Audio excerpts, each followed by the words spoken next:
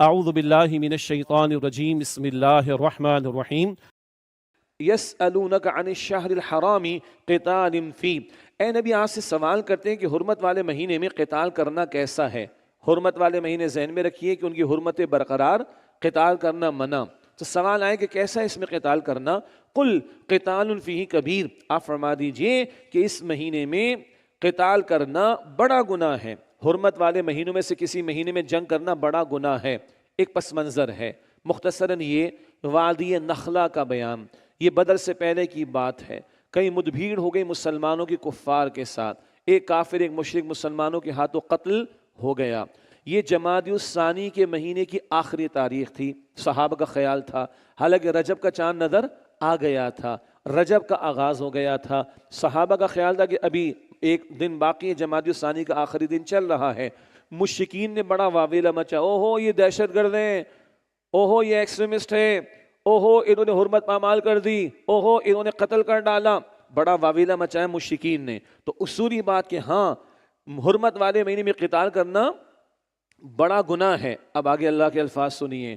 اللہ ایمان والوں کو اجازت بھی دیتا ہے، قتال کا حکم بھی دیتا ہے، باطل پرستوں کے مقابلے میں اللہ ایمان والوں کی حمایت بھی کرتا ہے۔ فرمایا وَصَدٌّ عَن سَبِيلِ اللَّهِ، لیکن اللہ کی راہ سے روکنا، وَكُفْرٌ بِهِ، اور اللہ کے ساتھ کفر کرنا، وَالْمَسْجِدِ الْحَرَامِ، اور مسجد حرام سے روکنا، وَإِخْرَاجُ أَهْلِهِ مِنْهُ أَكْبَرُ عِنْدَ اللَّهِ، اور اس کے رہنے والوں کو اس سے نکال دینا اللہ کے نزدیک اس سے بھی بڑا گناہ ہے۔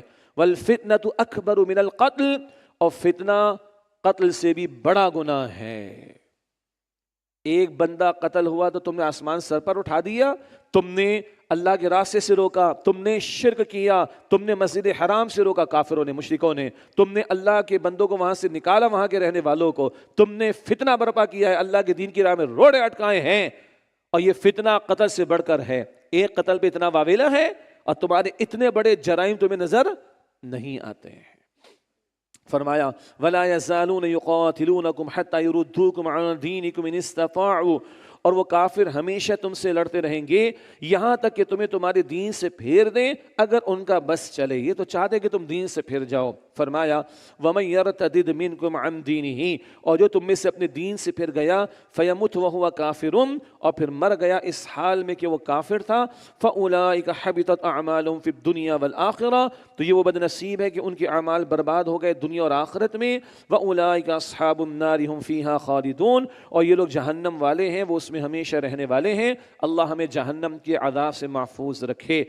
ان الذين آمنوا والذين هاجروا وجاهدوا في سبيل الله، بے شک جو لوگ ایمان لائے اور جنہوں نے ہجرت کی اور اللہ کی راہ میں جہاد کیا، اولئک یرجون رحمت اللہ، یہ وہ لوگ ہیں جو اللہ کی رحمت کی امید رکھتے ہیں۔ اللہ ہم سب پر رحمت نازل فرمائے۔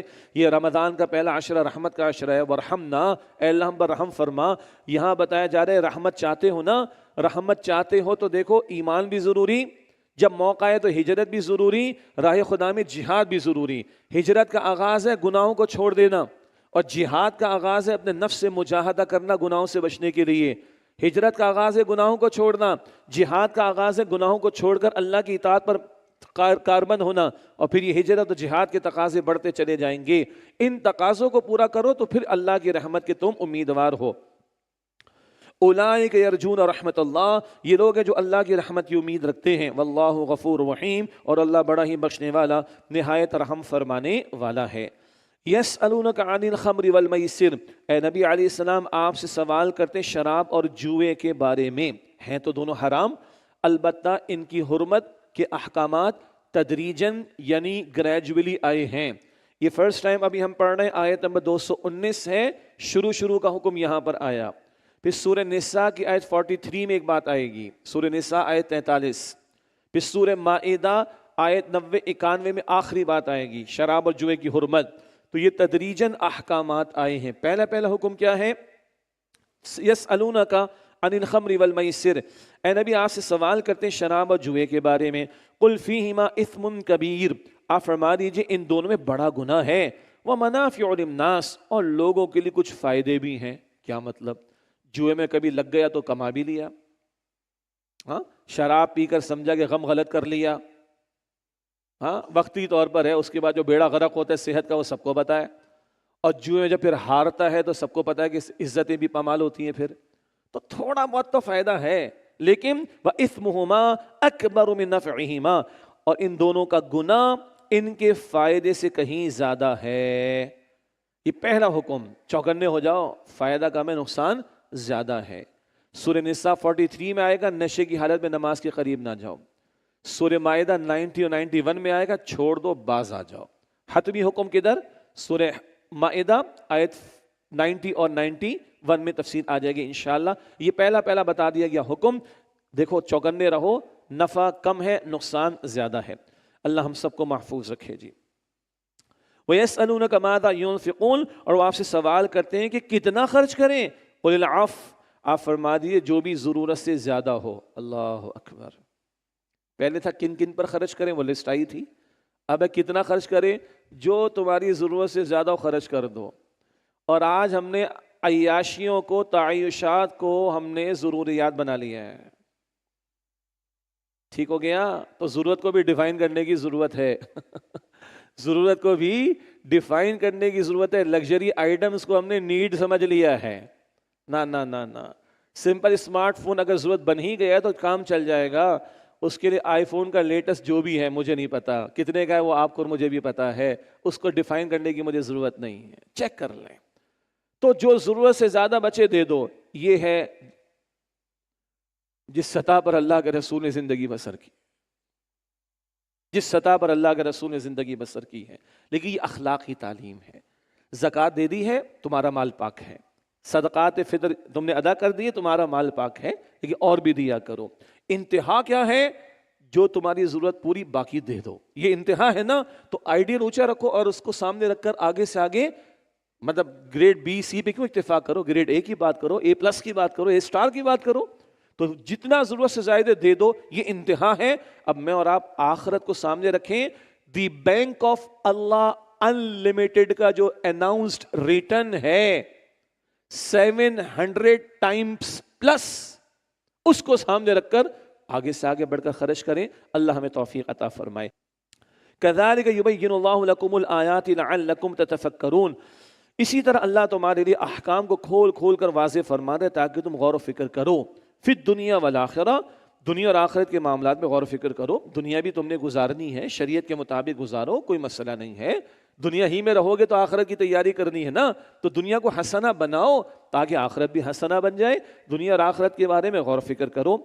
وَيَسْأَلُونَكَ عَنِ الْيَتَامَى، اور آپ سے اے نبی علیہ السلام یتیموں کے بارے میں سوال کرتے ہیں۔ یہ ہیں وہ سوالات جو صحابہ کرام نے کیے ہیں۔ 6000 سے زیادہ آیات قرآن پاک میں، اور یہ چند سوالات ہیں صحابہ کرام کے۔ they were very practical people۔ کم سوالات، عمل بہت، عمل بہت، عمل بہت، اور گنتی کے 14 سوالات میکسیمم صحابہ کرام کے قرآن پاک میں ہیں عمل سے متعلق۔ پہلا اوپر آ گیا، پہلے شراب و جوئے کے بارے میں سوال۔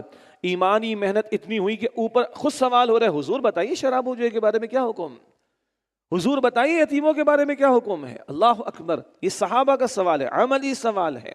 وَيَسْأَلُونَكَ عَنِ الْيَتَامَى، اور آپ سے یتیموں کے بارے میں سوال کرتے ہیں۔ قُلْ إِصْلَاحٌ لَهُمْ خَيْرٌ، آپ فرما دیجئے ان کی خیر خواہی بہتر ہے۔ وَإِن تُخَالِطُوهُمْ فَإِخْوَانُكُمْ، اور اگر تم ان کے ساتھ مل جل کر رہو تو وہ تمہارے بھائی ہیں۔ سبحان اللہ، بھائی کہہ کر یتیم بچوں اور بچیوں کے بارے میں کیا پیاری تعلیم عطا کی جا رہی ہے۔ البتہ یتیموں کے بارے میں زیادہ تفصیل سورہ نساء میں آئے گی انشاءاللہ، وہاں پڑھیں گے تفصیل سے انشاءاللہ تعالی مزید۔ وَإِن تُخَالِطُوهُمْ فَإِخْوَانُكُمْ، اور اگر تم ان کے ساتھ مل جل کر رہو تو وہ تمہارے بھائی ہیں۔ یعنی اگر کسی یتیم بچے کے والد نے کچھ مال چھوڑا اور یہ بچہ تمہاری کفالت میں آ گیا، اب اس کی ہنڈیاں الگ بناؤ، اپنا سالن الگ بناؤ تو مشکل پڑ جائے گی نا، تو ملا کر چل سکتے ہو۔ اللہ آگے فرما رہا ہے واللہ یعلم المفسد من المصلح، اور اللہ خوب جانتا ہے فساد کرنے والے کو اصلاح کرنے والے سے۔ کون یتیم کا مال ہڑپ کرنے میں لگا ہوا اللہ کو پتا ہے، اور کون نیک نیتی کے ساتھ اس بچے یا بچی کی کفالت کرے گا اللہ کو پتا ہے۔ ہاں، حضور نے فرمایا صلی اللہ علیہ وسلم، حضور فرماتے ہیں میں اور یتیم کی کفالت کرنے والا دونوں جنت میں ساتھ ہوں گے۔ ٹھیک ہے بھائی، یہ میرا ہاتھ ہے، صحابہ نے ادب سکھایا ہے، وہ حضور کا ہاتھ تھا۔ حضور نے اپنے مبارک ہاتھ کی 2 انگلیاں ملا کر دکھایا، ایسے میں اور یتیم کی کفالت کرنے والا جنت میں ساتھ ہوں گے۔ کسی نے کہا حضور میرا دل سخت ہو گیا، آج کس قدر دل سخت ہو گئے، حضور میرا دل سخت ہو گیا صلی اللہ علیہ وسلم، آپ نے فرمایا جاؤ کسی یتیم کے سر پر ہاتھ پھیرو، اللہ تمہارے دل کو نرمی عطا فرما دے گا۔ حضور فرماتے مسلمانوں کے گھروں میں سے بہترین گھر وہ ہے جہاں کسی یتیم کے ساتھ بھلا سلوک ہو، اور مسلمانوں کے گھروں میں سے بدترین گھر وہ ہے جہاں کسی یتیم کے ساتھ برا سلوک ہوتا ہو۔ جب موقع ملے کوشش کریں کہ یتیم بچے بچیاں چلیں، براہ راست کفالت نہیں تو کوئی شکل کے ان کے ساتھ ہم تعاون کر سکے، منیمم اتنا تو ہم کریں۔ اللہ مجھے اور آپ کو ہم سب کو اس کی توفیق عطا فرمائے۔ اللہ وَيَسْأَلُونَكَ عَنِ الْيَتَامَى، اور نبی علیہ السلام وہ آپ سے یتیموں کے بارے میں سوال کرتے ہیں۔ قُلْ إِصْلَاحُ لَهُمْ خَيْرٌ، آپ فرما دیجئے ان کی خیر خواہی بہتر ہے۔ وَإِن تُخَالِطُوهُمْ فَإِخْوَانُكُمْ، اور اگر تم ان کے ساتھ مل جل کر رہو تو وہ تمہارے بھائی ہیں۔ وَاللَّهُ يَعْلَمُ الْمُفْسِدَ مِنَ الْمُصْلِحِ، اور اللہ خوب جانتا ہے فساد کرنے والے کو اصلاح کرنے والے کے مقابلے میں۔ وَلَوْ شَاءَ اللَّهُ لَأَعَانَتَكُمْ، اور اگر اللہ چاہتا تو یقیناً تمہیں مشقت میں ڈال دیتا، لیکن نہیں، اگر یتیم کے مال کو تم اپنے مال کے ساتھ ملا کر اس کی کفالت کرو تو اللہ نے اجازت دی ہے۔ ان اللہ عزیز حکیم، بے شک اللہ بہت غالب ہے، بڑی حکمت والا ہے۔ ولا تنکحوا المشرکات حتی یؤمن، اور مشرک عورتوں سے نکاح نہ کرو یہاں تک کہ وہ ایمان لے آئیں۔ مسلمان مرد کا نکاح اہل کتاب کی عورت سے ہو سکتا ہے بشرطے کہ اہل کتاب اپنی کتاب کو تو مانے، اللہ کو تو مانے، لیکن مسلمان مرد کا نکاح مشرک عورت سے نہیں ہو سکتا۔ آپ کے میرے شہر کی لڑکیاں استغفر اللہ وہ ہندوؤں سے نکاح کرنا چاہتی ہیں، ہمارے آپ کے ملک کی لڑکیاں اور لڑکے وہ ہندوؤں سے نکاح کرنا چاہ رہے ہیں، منع ہے۔ مسلمان مرد کا بھی نکاح مشرک عورت سے منع ہے، بھارت میں ہو رہا ہے، پاکستان میں ہو رہا ہے، منع ہے۔ وَلَا تَنْكِحُوا الْمُشْرِكَاتِ حَتَّى يُؤْمِنْ، اور مشرک عورتوں سے نکاح نہ کرو یہاں تک کہ وہ ایمان لے آئیں۔ وَلَأَمَةٌ مُؤْمِنَةٌ خَيْرٌ مِّن مُشْرِكَةٍ وَلَوْ أَعْجَبَتْكُمْ، اور یقیناً ایک مسلمان کنیز ایک آزاد مشرک عورت سے بہتر ہے اگرچہ وہ مشرکہ تمہیں بہت پسند آئے، اس کا حسن ہے، اس کا جمال ہے، اس کی اٹریکشن ہے، اس کا مال ہے، اس کی دولت ہے، لیکن ایک مسلمان کنیز بہتر ہے ایک آزاد مشرکہ عورت کے مقابلے میں، چاہے وہ مشرکہ عورت جو ہے تمہیں کتنا ہی متاثر کرے۔ وَلَا تُنْكِحُوا الْمُشْرِكِينَ، اور مسلمان عورتوں کو مشرک مردوں کے نکاح میں نہ دینا، حَتَّى يُؤْمِنُوا، یہاں تک کہ وہ ایمان لے آئیں۔ وَلَعَبْدٌ مُؤْمِنٌ خَيْرٌ مِّن مُشْرِكٍ وَلَوْ أَعْجَبَكُمْ، اور یقینا ایک مومن غلام آزاد مشرک سے بہتر ہے اگرچہ وہ مشرک تمہیں پسند آئے، وہ مالدار ہے اور نہ جانے کیا کچھ ہے، سمارٹ لوکنگ ہے اور گیٹ اپ بڑا زبردست ہے اور ڈیشنگ قسم کے اس کے سارے گٹس پتہ نہیں کیا کچھ ہیں۔ نو، ایک مسلمان غلام ایک مشرک سے بہتر ہے اگرچہ وہ مشرک تمہیں پسند آئے۔ دو ٹوک بات کیا ہے؟ اولئک یدعون الی النار، یہ مشرک تو جہنم کی طرف بلاتے ہیں، شرک جہنم میں لے جانے والا ہے۔ واللہ یدعو الی الجنۃ والمغفرۃ بإذنہ، اور اللہ اپنی توفیق سے جنت اور بخشش کی طرف، مغفرت کی طرف بلاتا ہے۔ یہ مشرک جہنم کی طرف لے جانے کی دعوت دے رہے ہیں، اللہ مغفرت و جنت کی طرف بلاتا ہے۔ یہ گڑیا گڈے کا کھیل نہیں ہے نکاح کا معاملہ، شوہر بیوی کے ایک دوسرے پر اثرات ہوتے ہیں، قلبی گہرا تعلق قائم ہوتا ہے، ایک دوسرے پر اثرات ہوتے ہیں، پھر اولاد پر بھی اثرات ہوتے ہیں۔ تو مشرک سے نکاح منع، یہ مشرک جہنم کی طرف بلاتے ہیں، اللہ اپنے فضل سے اپنی توفیق سے جنت اور مغفرت کی طرف بلاتا ہے۔ وَيُبَيِّنُ آيَاتِهِ لِلنَّاسِ لَعَلَّهُمْ يَتَذَكَّرُونَ، اور اللہ واضح فرماتا ہے اپنی آیات لوگوں کے لیے تاکہ وہ نصیحت حاصل کریں۔ یہ مشرکوں کے بارے میں۔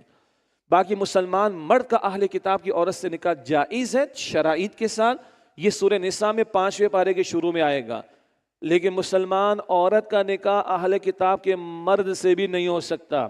فلمیں بنا دی پاکستان والوں نے، ڈائلاگ چلا دیے پاکستان والوں نے، عقیدوں کا ستیہ ناش کرنے کی کوشش کر ڈالی یہاں کی فلم انڈسٹری کے لوگوں نے، تو ان کے اس طرح کے کامنٹ سے اور ڈائلاگ سے اور ڈراموں سے اور فلموں سے اللہ کی شریعت نہیں بدلے گی۔